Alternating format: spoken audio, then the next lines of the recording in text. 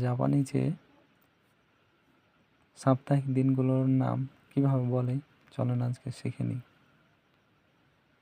শনিবারকে জাপানিজে বলে দোয়োবি। রবিবারকে বলে নিচিয়োবি।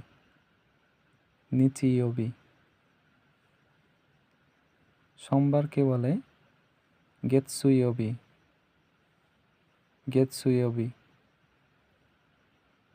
মঙ্গলবারকে বলে কাইয়োবি।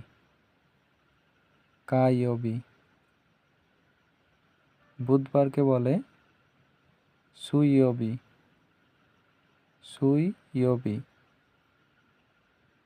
বৃহস্পতিবারকে বলে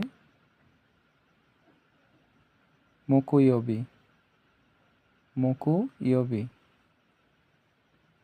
শুক্রবারকে বলে খিনইয়োবি।